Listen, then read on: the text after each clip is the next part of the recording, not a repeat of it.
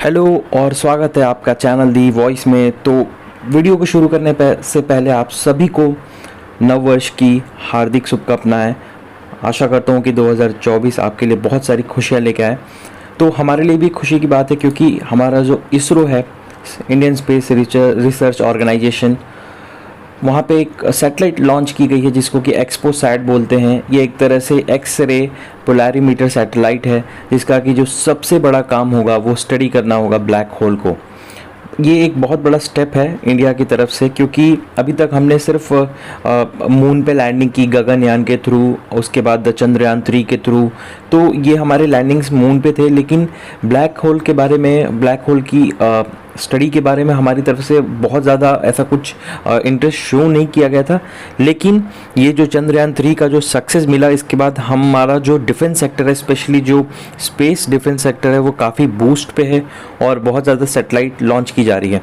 तो PSLV जो कि पोलर सैटेलाइट लॉन्च व्हीकल है, उसके थ्रू C58 एक्सपोसैट करके एक सैटेलाइट इंडिया ने सक्सेसफुली लॉन्च किया है। और ये इसका जो मेन मोटो होगा वो होगा ब्लैक होल की स्टडीज़। और ये एक तरह से आप बोला जा रहा है कि सेलेस्टियल ऑब्जेक्ट्स में ब्लैक होल, उसके बाद और भी डीप, मतलब एक तरह से ब्लैक होल की ओरिजिन तो हम नहीं पता कर सकते, लेकिन उसके केमिस्ट्रीज के बारे में पता कर सकते हैं कि इसका क्या इम्पैक्ट होने वाला है हमारे गैलेक्सीज पे। और ऐसा नहीं है कि सिर्फ हम ही कर रहे हैं ब्लैक होल, हम ही को ऐसा मतलब याद आ रहा है कि अच्छा ब्लैक होल की स्टडी ज़रूरी है। नहीं, नासा ने भी सिमिलर स्टडी कंडक्ट करी है और उसने भी अपना एक मिशन भेजा था जो कि X ray polarimeter explorer mission था 2021 में। और ये स्टडी करने वाला था सुपरनोवा एक्सप्लोजन। सुपरनोवा जनरली जो स्टार्स होते हैं, स्टार्स में दो तरह के स्टार्स होते हैं, एक ड्वार्फ प्लैनेट बन जाता है, एक सुपरनोवा एक्सप्लोजन हो जाता है, एक आपस में ही सिकुड़ के ब्लैक होल बना देता है, और एक इतना ज़्यादा उसमें बिग बैंग होता है कि वो एक तरह से सुपरनोवा एक्सप्लोजन हो जाता है वहाँ पे।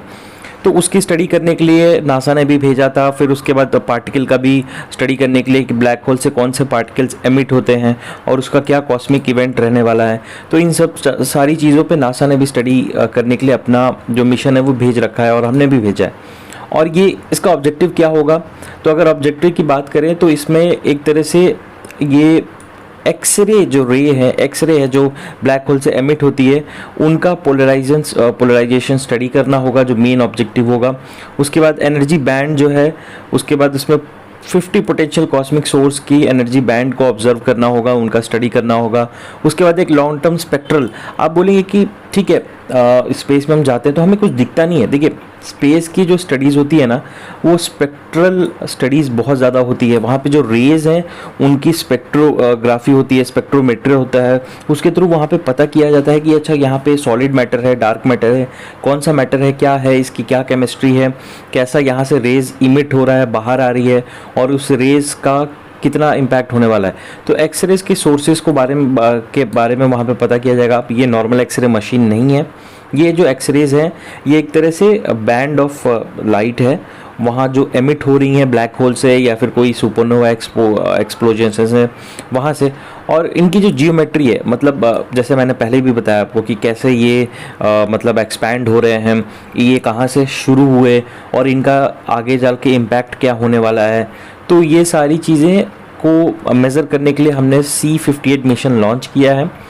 और एक तरह से ये स्पेक्ट्रोस्कोपी और टिमिंग करके इसमें ये यूज़ किया गया है।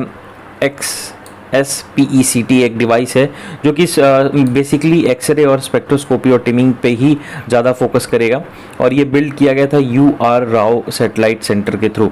तो बेसिकली अगर हम इसको इन शॉर्ट समझे तो एक तरह से बहुत बड़ा अचीवमेंट इसको आप मान सकते हैं 2024 के शुरू में ही, क्योंकि इंडिपेंडेंटली देखिए, हमको ये पता है कि भारत इसरो का नासा के साथ भी टाई अप है, उसके बाद रूस के साथ भी टाई अप है, रूस की जो स्पेस एजेंसी है रॉसकोसमोस। तो इंडिपेंडेंटली अपना एक सैटेलाइट लॉन्च करना, वो भी ब्लैक होल की स्टडी के लिए एक बहुत बड़ा मेजर लीप है, मतलब एक तरह से उसको छलांग बोल सकते हैं आप इंडिया का है, जो कि स्पेस रिसर्च में, स्पेस एक्सप्लोरेशन में। और सबसे बड़ी बात है कि हम अब डिसाइड कर रहे हैं कि हमारी एक स्पेस फोर्स हो। आपको मालूम होगा कि अमेरिका ने ऑलरेडी अपना बता चुका है कि उनके पास अपनी एक स्पेस फोर्स है कि जो कि स्पेस से रिलेटेड सारी चीज़ों को हैंडल करती है।